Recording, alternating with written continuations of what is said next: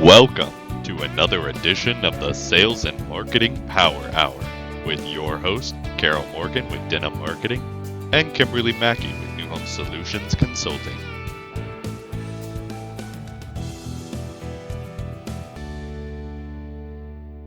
And we are live. Oh, people are excited for 2022, Carol. They like Hump Day. Everybody likes Hump Day, and everybody needs a break on Hump Day. So welcome to your lunch hour or breakfast if you're in California. Yes. So lots of people flooding in. This is a popular topic, and who knew that it was controversial? I guess we found out, didn't we? We did find out, maybe the hard way on that one. So look, wow. I'm seeing some new names here, and of course, some oldies but goodies. So. Well, they're not old. Don't insult them. No, but they've been joining us for a long time. And some of them I've known for a really long time, like, Kelly Fink. Hey, Kelly. See her Lots on of here. Yeah, frequent flyers here. That's what, how about that? So it's a good crowd. Holy cow. Absolutely. So we'll welcome got a everybody. Howdy from Arizona from Kevin to all. So howdy back to you from Georgia, Kevin. And we get to see you today, Kevin. So that's fantastic. So I'm going to go ahead in the interest of time and jump right in here so we can keep things going. Of course, today we are talking about selling homes with nothing to see.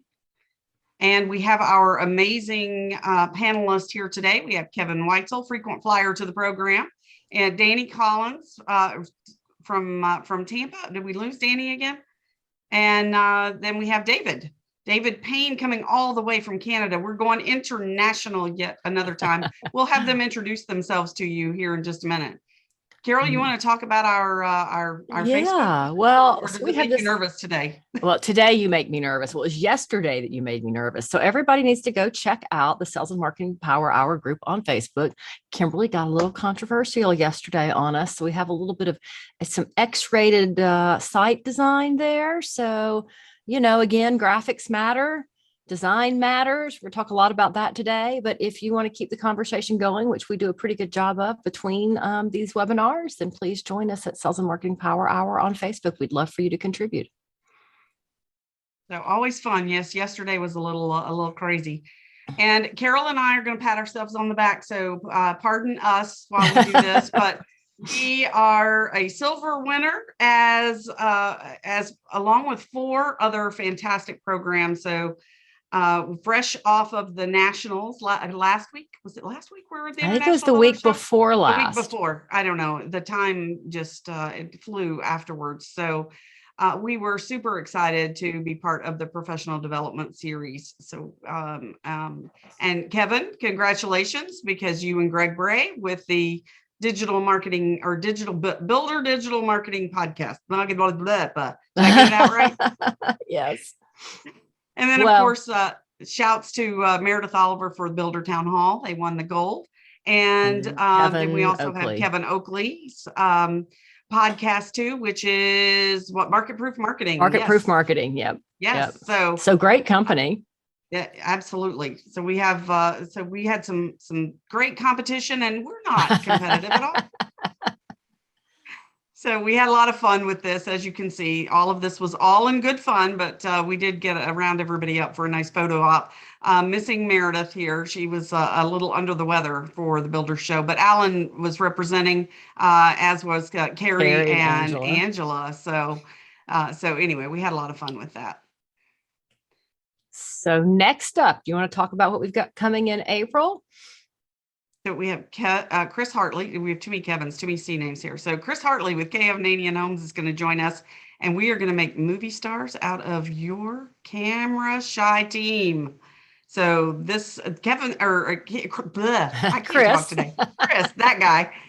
Chris has been doing this for a while. And we're going to talk about how you can the use of video and how you can incorporate that into the customer experience, making those handoffs fantastic, including it in the marketing, setting those expectations. So this should be a really fun one. That is going to be on April 20th. So at noon, and you would register at the same place you registered for this one. And All right, Ms. hello, Morgan. my turn, huh? So I'm Carol Morgan, founder and president of Denim Marketing, located in the greater Atlanta metro area. We specialize in quality content for builders, developers, apartments, build to rent, mortgage companies. The list goes on and on. If it's related to home building, we have probably written about it or maybe writing about it. So if you need helps with blogs, website copy, we're doing a lot more ADA website copy. So if that's something you want to know more about, give me a shout. Fantastic. And I will take it from here. I'm Kimberly Mackey. For those of you who don't know, I'm the founder of New Home Solutions Consulting, and I am a management consultant, which is always confusing for people. So I do immersion consulting. I'm the person who gets in there, rolls up their sleeves, and gets into the nitty gritty with the builders so that sales becomes the engine that drives the train rather than running it off the track. So it's not enough just to get more sales. We need to make sales at a pace the company can build and build them profitably. So that's what I do. I look at all the systems and everything. So if I can help you with any of that, this is where you can find me, is newhomesolutions.com. Just make sure there's 2 S's there in the middle. So, and Danny, why don't you take it away and tell us a little about you and Media Lab? Yeah, thanks very much. My name's Danny Collins with Media Lab 3D Solutions. I run all the new business sales with Media Lab.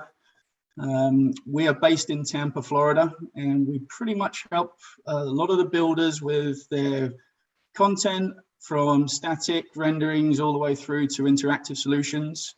As you can tell from my accent, I'm a local, based out of Philly, not Australia, Carol, but we had some good conversation around that earlier. But I was actually born and raised in Southeast England, and been over here for about 20 years. And like I mentioned before, been with the company about 10. And he doesn't want to let go of his accent any more than I want to lose my Southern one. So next up, Kevin, give us the overview. Hello there, I'm Kevin Weitzel, VP of Business Development here at Outhouse. We are a drafting firm that also does all the digital collateral that you could ever imagine putting on your website. In addition to that, we still have the dinosaur press room, so we can even print marketing collateral as well. Dinosaur, huh? Print. It's funny because, when not to quote other people, but Kevin Oakley will say billboards. What are those?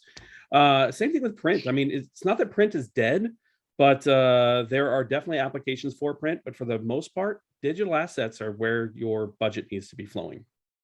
It's all about the allocation. All right. And David, our Canadian here. So see, we are totally international. David, tell us a little about you and InventDev. Out and about, right?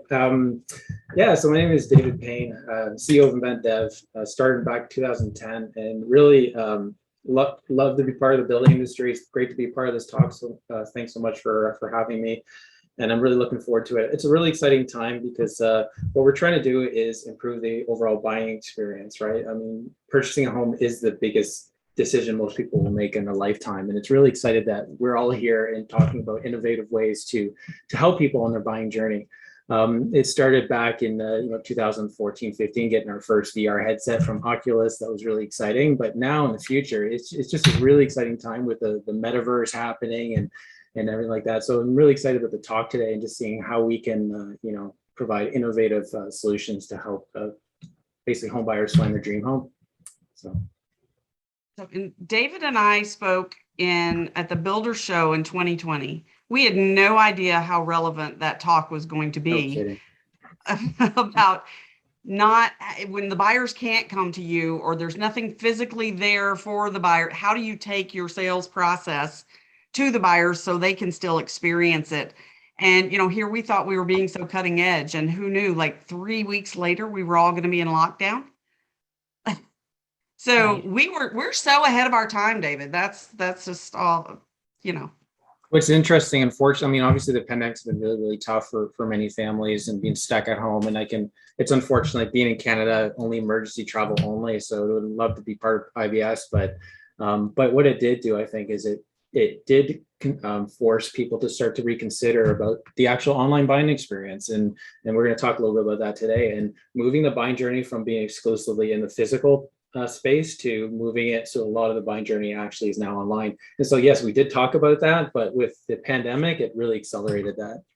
And that the truth. I was on a panel that talked about buy now online at the International Builder Show, and probably, several of you guys were there. We had a pretty good crowd, and it's interesting to see what that means. It means something different for everyone. And clearly the one thing that came out of that is, you can't just stick a buy now button on your website. A lot goes behind that. And there's a lot that needs to be done marketing wise. And a lot of what has to happen for your marketing to be effective for that is what we're going to talk about today. Because you can't just say, you can buy our homes online. You've got to be able to thoroughly show those plans and the renderings and the virtual tours and everything. They want 100% be able to shop that home before they put a deposit on it. That's absolutely for certain. Well, I'm going to show my age here a little bit, but when I first got into this industry, I was thrown into a community that was, for the time, revolutionary, because it was T&D, so traditional new development. People didn't know what that was. And I had lots of blueprints, and I had lots of papers, and I had lots of things to try to illustrate it, because when you went to the site itself, there was nothing. So the developer had done something really interesting. They tried to create a billboard that would show you what this concept was going to look like, what the community was going to look like. And they put it on the front of our sales trailers, and they attached 4 sales trailers together for the different builders. But the problem was, people would drive up, they would see this lovely billboard, and then they would drive behind it trying to figure out, because it said sales center and it pointed to the billboard, but they literally thought they could not figure out how to even get in. So it was I spent half my day just opening the door and waving people in, because I'd see them driving back and forth. They were so confused. It's funny. Yeah. So that concept of going from looking at something on paper, or reading a blueprint or looking at a CAD file. I mean, that's something in this industry we maybe take for granted, but our buyers just don't get it. They don't get it at all. So now to be able to do anything that can show them, hey, this is possible, and look at it in that 3-dimensional mode. The experience from the buyers that I'm working with when I'm out with my builders and they're going through this and they can play with this technology, it's fun. Like, people are having fun with this. So we shouldn't be so scared of it. I think, I don't know why we truly are today. Kevin, I think you had some examples. I think I have those ready to pull up on the screen here. I do, and I'm just going to be the big ugly gorilla in the room, because I'm the one that most resembles the big ugly gorilla in the room. And I'm just going to say that it just, with all these different sessions we go to at IBS and all these different webinars we go to and demos that we sit through with, supplier X, Y, and Z, you got to remember that Outhouse invented the interactive floor plan 20 years ago. 20 years ago. That's 2 decades. That's a long darn time, yes. Kevin. And 3D renderings have been around forever. I have a ton of respect for the other gentlemen that are on this call, because, we have mutually exclusive and mutually competitive product lines, and we totally will keep an eye on everybody. We see what they're doing, and we're like, ooh, that's pretty cool stuff there. I've even made comments on some of their social media posts like, hey, that's a fantastic rendering, yada, yada, yada. But these examples that are on the screen now, these are live renderings that are on builders' websites today. I went and plucked these this morning. One of them is a top 100 builder in the Houston market. Now, they happen to be in a market that has fantastic dirt.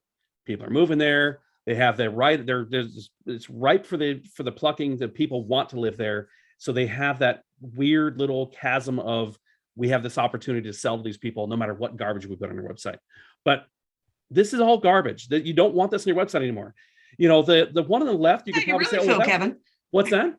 I said, tell us how you really feel. Yeah, I have to, because we could show you all the razzle dazzle we want. We've been showing you razzle dazzle for years. I do demos every day. Danny's got an army of salespeople that are doing demos every day. And it's painful to see these on websites that builders you're insulting your clients when you put these on your website. You're insulting your client, your potential buyer, if you think that they're going to take that stick drawing in the middle serious, as compared to a beautiful 3D rendering that Media Lab does, or that Outhouse does, or a full virtual tour that maybe that InventDev does. you have to take that in perspective that they're using these now as tools to eliminate options, and they're eliminating you. Maybe not if you're on the right dirt, but if you're not on the right dirt, they are eliminating you. The one on the left is actually an example I like to point out, that this is somebody trying. They're trying to do it in-house. So they went to Best Buy and they got themselves a nice little drafting program. I won't say the name of it, but it's a off-the-shelf drafting program that some small builders utilize. These are meant to be able to show the spatial aspect of the home, not a customer-facing marketing piece. So does this builder have it on the website? Yes. Should they? I don't think so. Now, admittedly, our company has is very rich with drafters. So we love the watercolor, the rich texture rendering style that was done in the 60s, 70s, 80s, and beyond. However, those actually now cost you more and have slower turnaround than 3D renderings. I thought that was crazy. I commented to Kevin before we started today that I actually like the watercolor renderings. They're really pretty. If you were to give me the choice of these three, that's the one I would pick hands down every single time in this group of three. But that compared to, a true full color rendering that, looks like a photo. We have clients that send them to us and we have the internal debate. Is it a photo or is it a rendering? Because sometimes you just can't tell. That's how good they are now. Yeah. And when you're talking about this, not only for exteriors and interiors, I mean, you can do these for interiors as well. You can have full virtual tours and walkthroughs. So I'm going to just shut my yapper for the time being. I just want to just mention the stuff that stop doing this stuff. If you are still coming to these sessions and wondering, what should we be doing? And you still put this on your website, go grab yourself, look at yourself, take a hard look in the mirror and say, I got to stop doing this. You have to stop doing this. Well, and if for no other reason than self-preservation, because, Absolutely. When you listen to The Economist about what's getting ready to come our way and the headwinds for 2022, Morgan Chase actually gave a prediction last week on their call, their Wall Street call that they're doing, their updates. They're predicting 6.5%, which is the highest number I've heard for interest rates. Yeah. We already know that pricing has gone up anywhere from 22 to 27%, depending on the type of product and where you are. And then you're going to put this on the website that's just saying, as Kevin's right. I mean, you're insulting your buyers to go, hey, give us more money, because they don't understand that your costs have also grown exponentially and that it didn't change the amount of money you're bringing in. But we're asking them to pay more. That's what they understand. They understand the pain that it's causing them. And then we're not investing and giving them something that helps them to go, this is worth it. I can do this now. I can do this despite what the interest rate's going up 1/4 point, 1/2 point, or 2.5 points, or whatever it ends up being. So, and it's interesting, Kevin, because I also run into this on a daily basis. Not having the consistency across the website with, some might have 3D renderings, and then the next one, it could be a watercolor, it could be 2D. So really not showing that consistency across the website is really doing them an injustice. Also now, I mean, everyone knows builders are looking for more qualified leads. That really doesn't engage, that particular buyer to really want to go to that next level. So it's important to have not only good looking renderings, but also having a consistency across all the channels that you're using. Yeah. Otherwise you're creating brand schizophrenia and you're creating friction. So, our goal as marketers is that seamless experience that makes them move through the funnel to the next step, not makes them pause and go, what does this house really look like? This little stick drawing's terrible. Yeah, an object in motion stays in motion until met with an equal or greater force. Right. Keep your buyer, don't be the friction in the sale. Keep your buyers moving forward. So absolutely. I think another consideration, even if you do have great dirt, you may have great dirt with increasing interest rates. What about the other side of it? What about the cost of escalating material costs? I mean, it's been a real pain point for the continuing escalation of costs of softwood lumber, material costs, labor shortage, and so on. So what's that basically doing is it's increasing the overall cost to the builder. And if interests are going up and the affordability goes down, but these costs continue to escalate over time, then you're in a position where all of a sudden you really need to do more to ensure that you have those margins there to win out in the end. And so if you look at it from an ROI perspective, does it make sense to spend a little bit more to create that experience where people actually truly understand the value of the homes that you're building and truly understand what differentiates your project from another builder? And how much more in terms of percentage points of the entire project can you make by actually creating an amazing buying experience? That extra percentage point right now might be just seen as gravy, but as costs keep going up, and if things do change in the future, it's good to start considering that now so you can prepare for that rainy day. So true. You're creating that perceived value. So it's all about perceived value. Yeah, it's really not any different than we've all talked about this for years. You know, when you go to that website that looks like it was built in 1974 when Al Gore invented the internet, right? You all know that site. Unfortunately, some of them are still out there today. You know, when I go to one of those sites, I assume, wow, this builder went under during the Great Recession, but for some reason, somebody's still paying their internet tab, right? And that's the other thing we don't want to create, is just that everything on our site looks so old. How could we possibly still be in business? And I think that's a huge concern today. You know, buyers have expectations. And I guess this is a great segue. Let's just, you know, banter for a little bit, and we'll start with Danny. You know, what do buyers expect to see on your website and expect to see in your sales center as far as, you know, what you guys create today?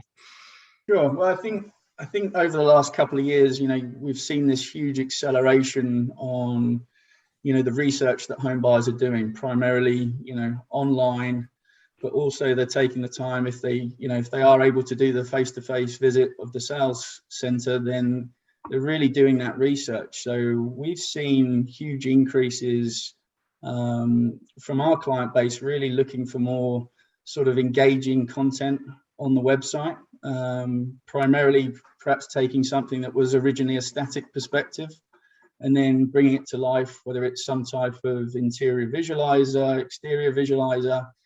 Just having that content readily available to the home buyer online and in the sales office now to really engage them by allowing them to really kind of, like you said earlier, go through the funnel, right? So seeing the elevation, seeing the lot, perhaps doing 360 spins of what the lot or what the home is going to look like on that particular lot.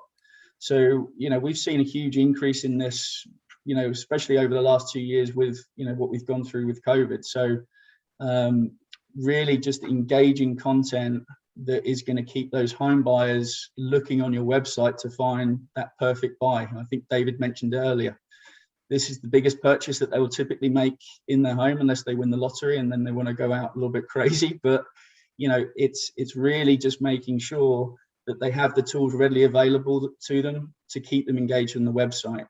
And I actually spoke to a client just last week, is they're looking for more engaged leads. So how do they get there?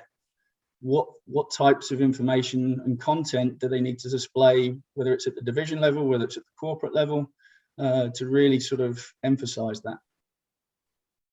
I think that's so true. And, you know, the more we get the buyer engaged, as you said, the more they're on the site, the more likely they are to then take it to that next level. Because if it's not there, I mean, buyers are just now, they've come to expect it. You know, they're getting it from everybody else. You know, they've got that Amazon experience where, you know, it's suggesting things to them. It's doing all of this stuff, you know, and they've come to totally expect that. We as builders, though, we're going, whoa, put the brakes on until COVID. And then everybody kind of went into a mad scramble. And so I think if we're looking forward to 2022 and some of the headwinds that are coming, don't wait. We should have learned that lesson in the not too distant past.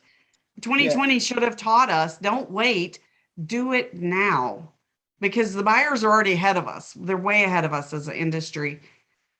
So David, you want to talk to us about like the virtual model and amenities? You want to show us some examples of what we're talking about? Somebody has their hand up too. Tasha, if you want to type in the chat. Sure. So should I? Okay. Yeah. What I'll do then, go ahead. Maybe then I'll just share my screen to show. I actually wanted to also take a moment to talk about interior designers as well as I kind of go through this. Can everyone see my screen? Okay. Okay. Yes. So one of the things that I want to put things in context of what a virtual model home really is, compared to a physical model. So in this example I'm showing you right here, they actually use this instead of building a physical model. So a physical model definitely has relevance in many projects. Obviously, if you have enough homes to warrant it, if you have the time to actually build one, but also comes with it many costs. A virtual model home, the way it's created, whether it's us or the other members of the panel, is we actually take the CAD information and all the material information, and we actually create basically a twin of what that looks like. So everything from the materials, the finishes, the way the wood looks, the grain, everything, that detail really matters, because when you're actually selling homes, you really want to give buyers that ability to see it online. And this is actually online. You can see it's in a web browser, right? So as Danny mentioned, now buyers, when they come online, it's about giving them an experience where now they don't have to actually drive to a physical location. They don't have to actually like arrange that time. I mean, as things change, a lot of people just use Uber. I mean, we see that like many of my employees don't even own cars these days, right? So how do you make it so that you take the experience and you bring it to the customer instead of forcing the customer actually have to go and actually physically drive around from site to site and try to schedule a visit and so on and so forth. The other thing I want to mention beyond like the finishes and everything like that is the actual layout in the furniture and decor. So one of the things that interior designers are concerned about is, well, what about my job? I have a job where I furnish and I decorate these physical models. And we actually work with many of them. And really the difference is, instead of actually physically staging a model, you're just virtually staging a virtual model, right? So it's not that we're eliminating at all. If anything, the need for experienced interior designers is more than ever now, because it really, really makes an impact. Because if you are selling a $20 million or $30 million or $40 million development, and you are relying on the virtual model home now as your key selling feature, you have to get it right in every respect. And that includes the staging and furnishing. As an example here, what we do in the case is we have a 2D floor plan. This was actually used by an interior designer, so I didn't put this here, but what they can basically do is they can go through essentially a 3D library, kind of see the items, and they can just drag and drop and basically furnish this way. And then we can take this and recreate the 3D form from that. So you can see here, here's a floor plan.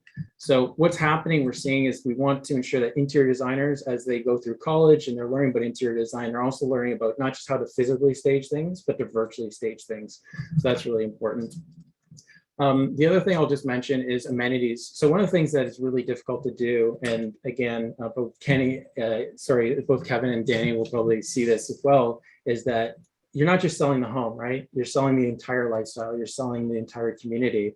And sometimes builders are underselling themselves if they're not actually showing the features of the community. So in this case, they have a pool and they have a hot tub, and you can kind of move around here and you can walk around. They even have like the bocce ball here, which I'm not very good at, but anyways, you can imagine how good you can get at that. And then you have as well in this many of a mini putt experience, right? So you can actually go through and actually work on your mini putt skills. So the point I'm trying to make here is that the more you can do to help people visualize what the benefit of living in the development looks like, the more the perceived value starts to increase in their brains, right? Buying a home is a very emotional decision. Sure, there's a logic piece, but there's also a big emotional component. So the more that you can do to help people like experience living there and do it so that they can do it online or on their phone or in virtual reality or whatever way the customer decides they want to experience it, the better. And Danny also mentioned the idea of like even 3D site plan spins you can put online. Like this is an example where you can like filter by the type of town. You can click on that. You can then see the unit and it's color coded. So the point I'm basically trying to make, I'm going to try to stop sharing right now if I can find the window. Sorry, I lost my Zoom window. While you're doing that, beautiful renderings, by the way. I appreciate that. I'm sorry, I have like 5 monitors and I just can't find. There we go. That's the problem with multi-monitors. So I'm just going to stop sharing. Oops, I don't know what I just did. Am I still sharing? I am. You Okay. were then. Here, I can take that off. Yeah, can you take that? Oh, thank you There so you much. I have so many There we monitors. I'm trying to find it.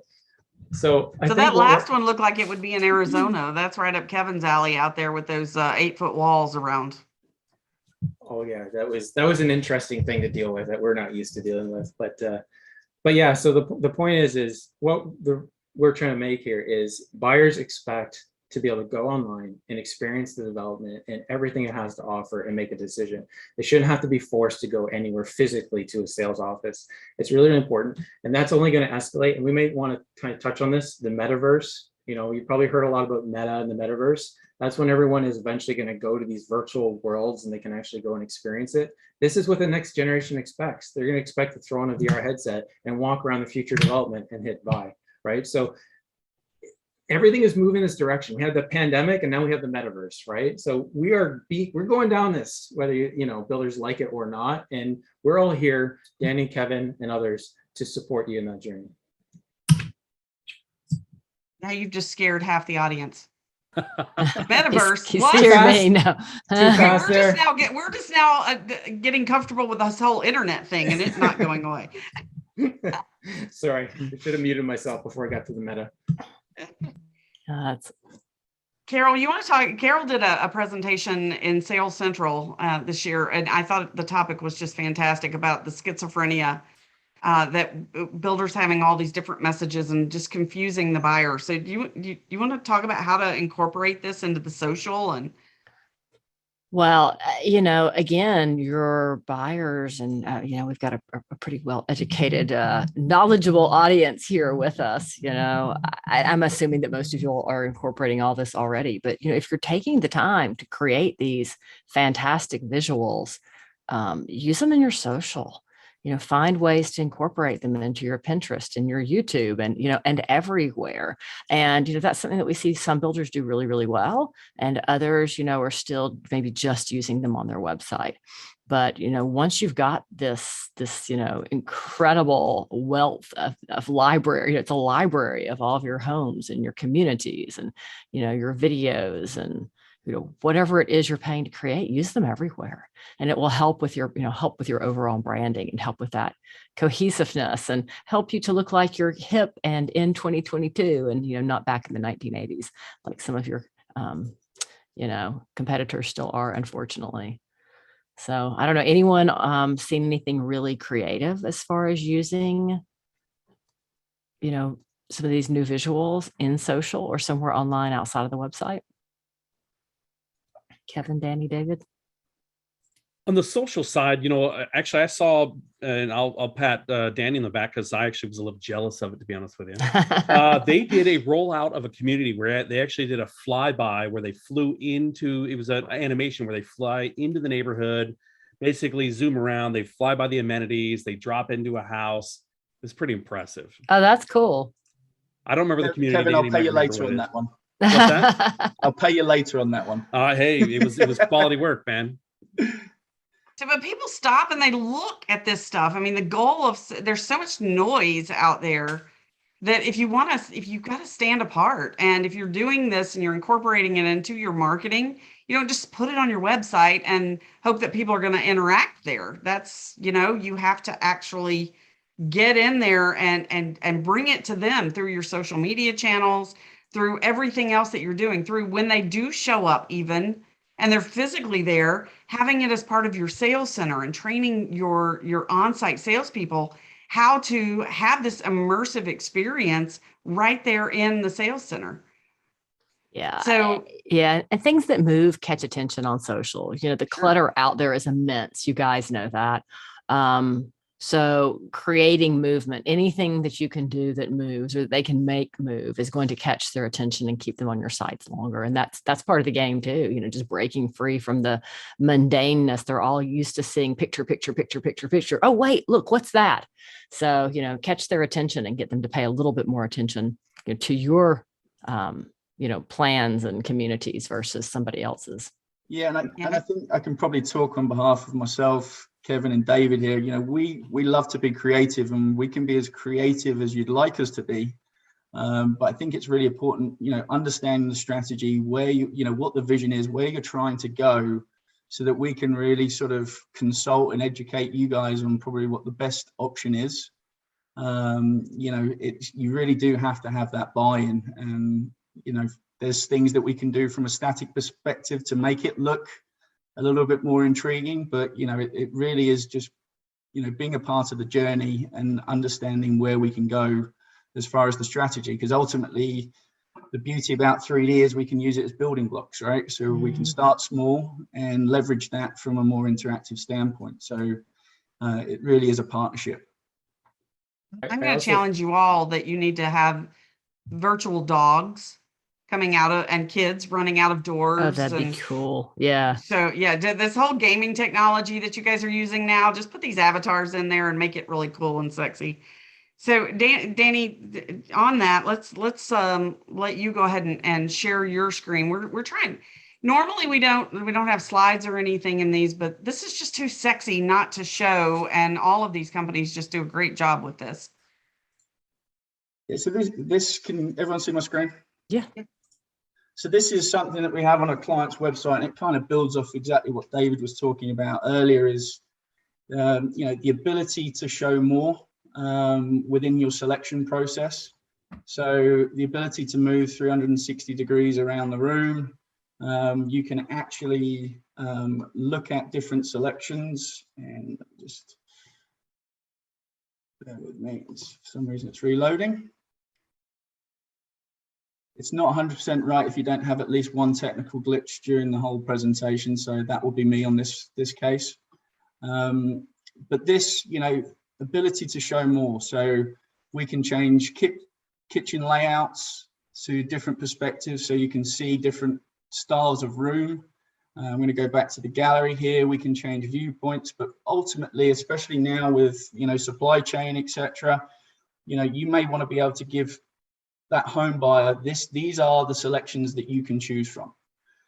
You want it responsive, still without losing that realism. So we're able to work with our clients to really figure out what it is that they're trying to express to the home buyer, right? So we can go through these different packages. Like I mentioned earlier, with that supply chain, we're moving away from kind of the a la carte option, or I should say the builders are moving away from that a la carte option to more of these sort of package levels. So we can actually now help provide these visualizations to really show what that kitchen may look like. It could be, flooring throughout the whole home.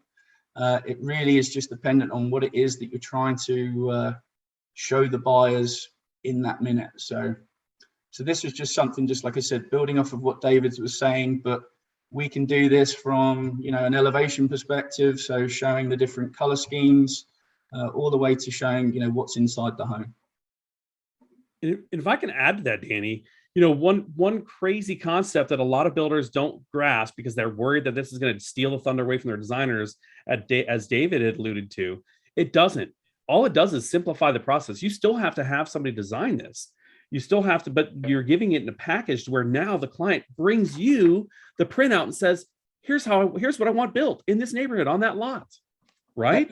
100%. Yeah, and it's funny, because everything's in a 3D realm, right? It's once they see it visually, there's typically changes that come back, right? So, hey, we don't like that color package, or we might need to change that. So it's important to work with a partner like yourselves to be able to not only create the collateral, but to maintain it. And sometimes maintaining it is some of the biggest challenges. If I may add as well, Danny, to what you're showing here, we also had a situation, you may have had a similar situation, where sometimes upgrades are a key consideration. There's a lot of margins in upgrades. And I recall we did a virtual model standard one, and then we sold most of the units, but they were trying to sell a ceiling treatment upgrade option. It was really, really nice, but no one could understand it and no one bought it. Then we actually released a new version, pushed out to all the customers, and over half of them purchased the upgrade. It was a significant margin. So the thing about this is, you showed this is really convenient for the customer, but you can also consider showing upgrade packages as well. And I'm sure you do as well, Danny. And that can be just another example of that alone can easily offset it, provide a huge ROI on the investment alone. Just the upgrade piece. So there's a lot you can do. Exactly. Yeah. So this actually shows you those upgrade packages right here. Exactly. So the ability to show the and the buyer appreciates it. That's the thing, because so often the reason people went with used homes rather than new, which in a normal market is, 80% of buyers were used home buyers because they could see it. They knew what was there, even if it had to be changed, even with toenails in the carpet, all the stuff that we say, right? So they could see it. They couldn't visualize. They're like, I just can't go make all those selections. There's a reason that builders are adopting this model, especially for your first, maybe your entry and first and second move ups. That the packages just get a little sexier and glitzier, but that buyer still appreciates not having to choose absolutely everything, even with the help of a designer. It's overwhelming for a lot of people. So we've opened up now. Dr. Dietz from the National Association of Home Builders says that about 50% of buyers are now considering new because inventory is so low in the used market.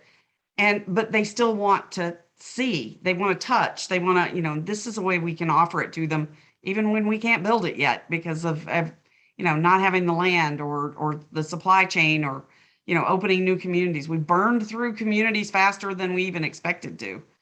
Absolutely. And for us, it seems, at the end of the day, these tools, are to help with the sale, right? I mean, you look at it from the sales center perspective, having these tools readily available for the home buyer, if they have that in-person experience, it's getting to them to that contract point that much faster. So it's really just, allowing them to leverage the tools that are available to help your sales team sell your homes. Right. And Anya brought up a good point in the chat that I saw just popped up that, so even if you do have the buyers who are making their selections or are allowed to change some packages, having those built here can help them to visualize how that's all going to come together. So yeah, it's not just that it's a package, but a package is a great place to start for a lot of our production builders, and especially in larger markets. Kevin.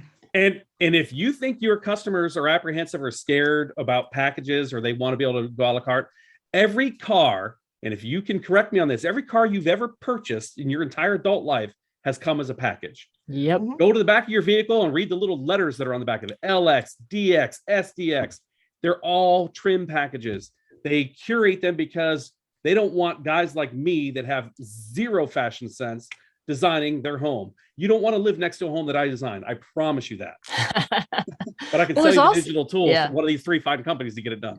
There's also pricing considerations to it. You think about it, if you're a big builder, if you're a national builder, or even if you're just, you could be big or small, but if you know that you're offering package A, B, or C, it's easier to order that. It's easier to price that. It's easier to price the homes. And folks, it's easier to put them online in that buy now online scenario, because you're not offering them, apples, oranges, and grapefruit. They get apples, oranges, or grapefruit. So it's easy to price. And I think we're going to see a lot more of that becoming streamlined as we move a little more to that buy online model, whether that's that full purchase like our friends at Century Communities do, or whether it's just reserving that lot and reserving that home plan and putting a deposit down. And there's going to be every single variation of that. But this is a huge first step toward that. David. I was actually going to say that what was interesting about, because we have about half our works in Canada and half the work is in the US. And here it's packages all the way. It's been packages for a long period of time. And one of the reasons was, ignore all, the supply issues is definitely one you mentioned, Danny, and it's easier to price and bear it. You mentioned that too. But for the main reason builders here didn't want to do it is the mental energy it takes. So if someone is interested in buying and then they have to start going nitpicking, what happens is your battery starts to drain. And then before you know it, you're exhausted, you're hungry, you want to go home, and what happens? You leave and you don't buy. So here it's more about give them what they need, give them the LX DX version to Kevin's analogy, so they can just make a decision and buy, and then leave the nitty gritty decision making later on once they, you've got their deposit in the bank, right? So that's a big consideration as well to go. So it's really interesting to see that there's actually a shift towards going the package route in the United States as well. We're seeing the same thing, and yeah. So. And if you want to take some of the data that Dillard's has already done for you decades and decades ago, the average buyer, when presented with a good, better, best, will always select the better version, the middle version, almost always, with the exception of those that have to have the absolute best. And they also mark those up with the highest profit margin. So you are paying the most for the item that you're being pigeonholed into and being psychologically pushed into buying in the first place. You can do the same thing. Yeah, you have to label it, like the gold and the platinum and the Yes. diamond, and yes, give them the marketing names. So, condominiums, when we think about this, I mean, we've been selling to be builts for years. We've been selling with our blueprints for years. Mhm. Condos almost always have to do this because it takes a long time to build a high rise. And Well, so, but they have to yeah. sell it before. Right. I was just say You have to typically they pre-sell. won't even break ground till they're 50% sold. They can't even get Usually funding. It's So even more. It's usually 80% or higher often, depending on your Wow. history, right? yeah. And yeah, so that's a major thing. And just the logistical nightmare of managing different finish options across hundreds of units. It's just not worth it. Right. These builders, their focus is how do we actually turn it over? How do we sell these as quickly as we possibly can? Mhm. That being said, it's a reminder that is it better to blow out all the units and sell them out in one day? I always wonder how much money did you leave on the table, right?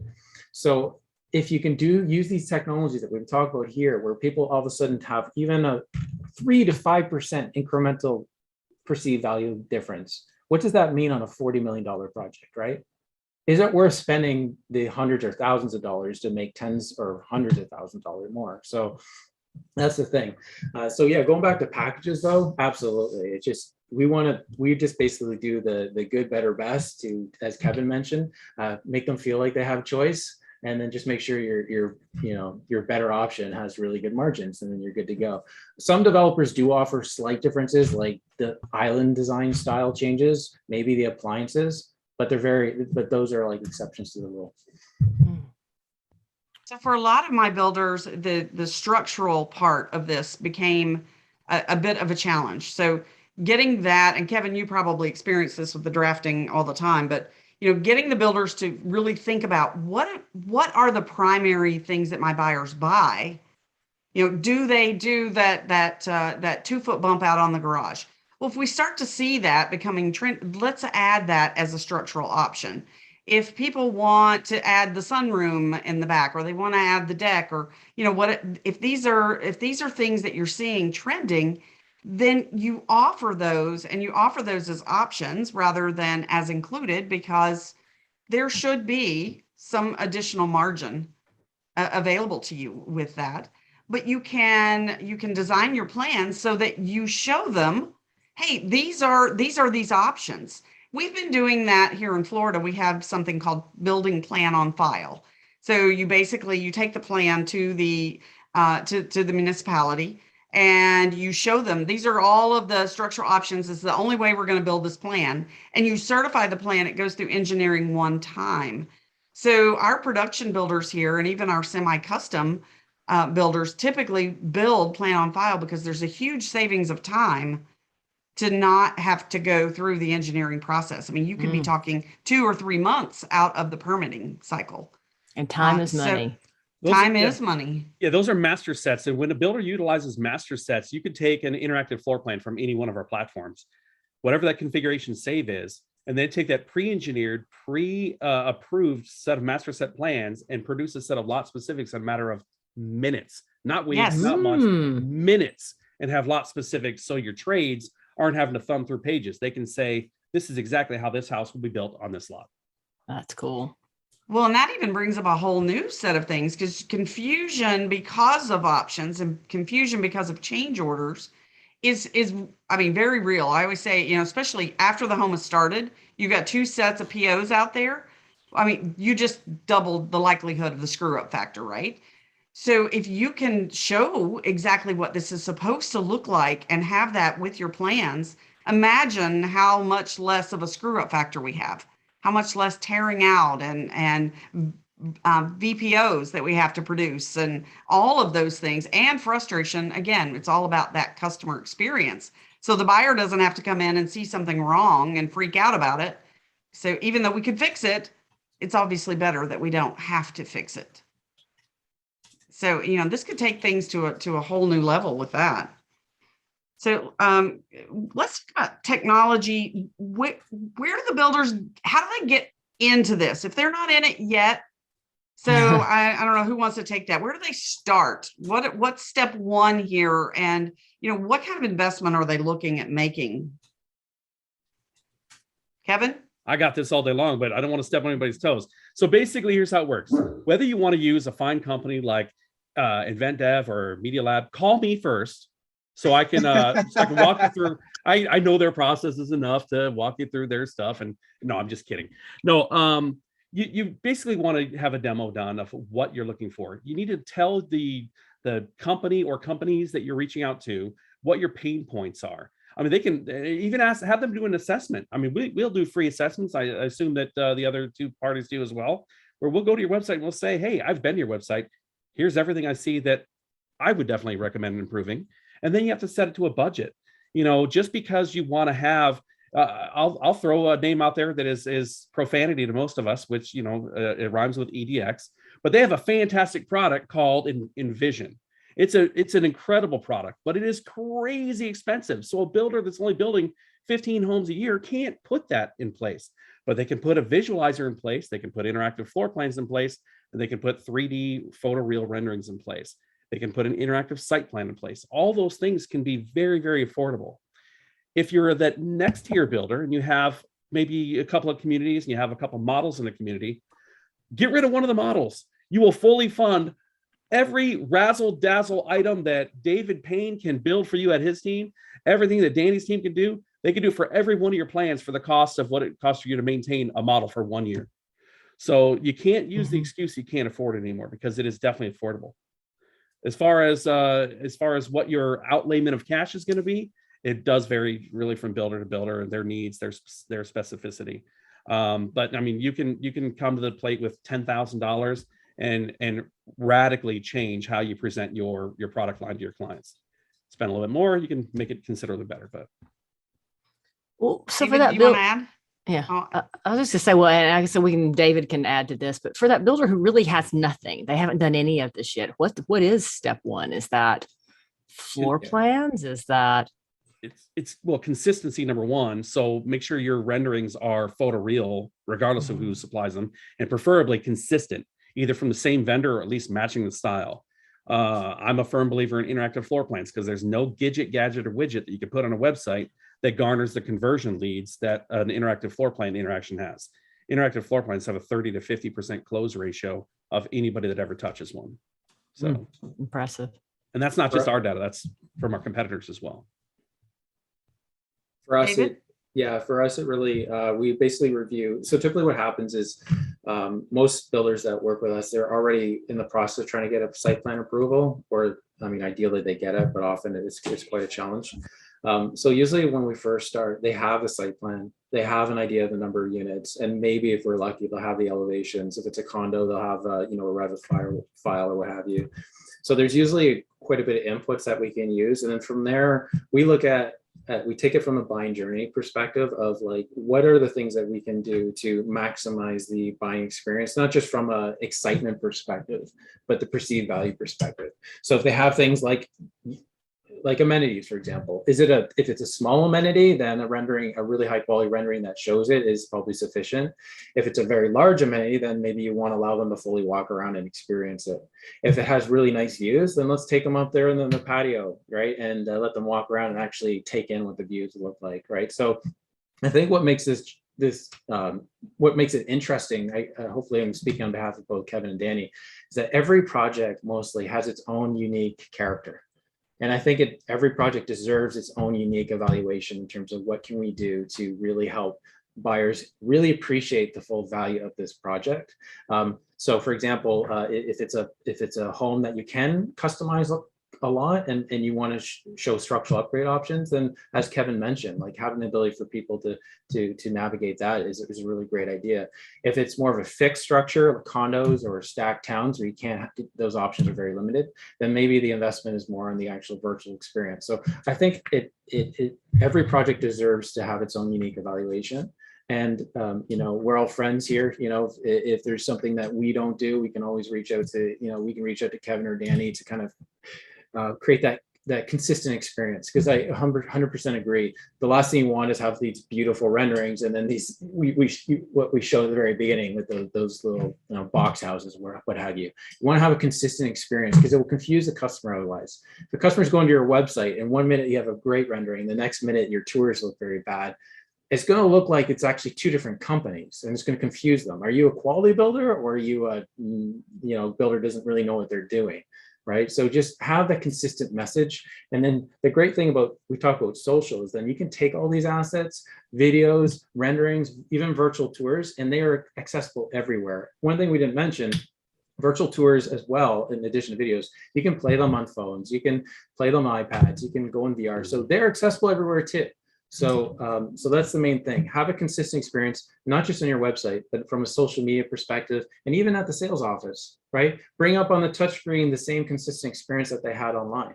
In fact, that's what we're doing more and more of, that the online experience is a direct mirror to the touchscreen experience in the sales center. The benefit of that is that if the customer goes online and they learn, for example, how to use the system, they go into the sales office and they can just do their own thing. They can go right up to the touchscreen, bring up their favorites that they did online, bring it up, get their key code, enter it in, boom, you got your favorite tours or plans, and then just say, hey, I'd like to buy this thing. Or maybe they'll just buy it themselves, right? So that's kind of where we're getting at. And that's what makes this really exciting. So that's my take on things. Yeah, Danny, I know you guys do a lot with the sales center itself too, and bringing that experience that they've had online right into that sales center and training the on-site sales agents then how to show and how to utilize that as a selling tool. You want to pick up on that a little bit? Yeah, so I think the big thing with all three of us said here is consistency, right? And making sure that everything's accessible to the client. So whatever the experience is on the web, it has to be somewhat replicated in the sales office. Granted, now that within the sales office is, you've got to imagine that you have a salesperson that's going to be presenting this content, whether it's touch, whether it's, at a desktop, laptop, but, it has to be designed in such a way where it's easy for the sales team to be able to sell to that specific home buyer. So really from our standpoint, it is, making sure that there's good supplemental content for everything that goes on within the community. David touched on it earlier. Good amenity renderings. It could be, amenity tours. It could be full walkthroughs or even streetscapes of what a potential street may look like within that community. But the more information that you have for a specific community, it really allows the sales team to go through that presentation based on kind of the discovery questions that they may ask. It's not a case of it's a linear presentation whereby you have to go step by step. Absolutely. Based on your salesperson, they can really tailor that presentation to what the needs are of the home buyer. So, granted, we still want them to, favorite the lot, favorite the home site, favorite all of the options on the plan, perhaps favorite the interior selections, but also, you're engaging them more so in the community as well, because ultimately, this purchase usually, you're hoping that's going to be a 5-10 year commitment before they move on to the next home. So they've got to be comfortable with the community itself. So we try to have a good balance of content between the community and the plan content. But again, it comes back to the builder is, really understanding the strategy. Is it a crawl, walk, run type scenario, or is it just get as little out there right now? And then again, like I mentioned earlier, is these building blocks, because, we have the benefit of our 3D software where we can actually, take it and build on it. So I hope that answers the question. Can I add one thing to that? I'd like Sure. to add that with all three of our companies, our products are device agnostic and platform agnostic. I think it's very important that when you're considering what digital assets you're looking at, that you're not being pigeonholed into just an app, because a lot of times those apps don't function across devices. They don't function across different platforms, and they can't be used independently. I'm a firm believer that when you pay for digital content, pay for it once, use it everywhere. Use it on your social media, use it on your website, use it on your kiosk, use it, on your print ads, literally everywhere you can use it. So buyer beware when you're looking at some of those platforms that are app-only applications. Yeah, can I second that to add to your point? Great point, Kevin, 100% agree. The other consideration is how many buyers are actually going to take the effort to go to the Apple Store or the Play Store to actually download your app. Or the minute you ask them, force them to go to their phone and download an app that they're just learning about, you've already lost probably half the people anyways. You shouldn't have to force your customer to do anything. It should be frictionless. Just go to the site, click on it, and you're there. Everything should live on the site. That's something that I've been seeing lately, is the builder not coordinating with their companies, with their web development companies, and making sure that this stuff lives in the container on the site. So the buyer never leaves your website. Their perception is that they never leave your website. That URL starts changing, people get very nervous.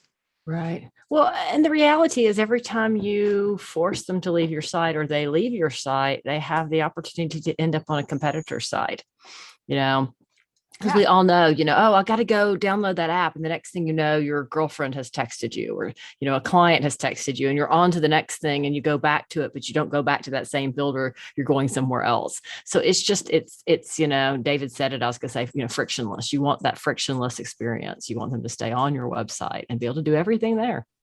So you mean people get distracted by the notifications on their phone? I think people That's not just me. It's not just you.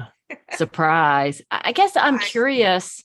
We still got a lot of people here with us, and I know we're at time, but how many of you guys online or are in the current, in the process of building more virtual models or using more virtual?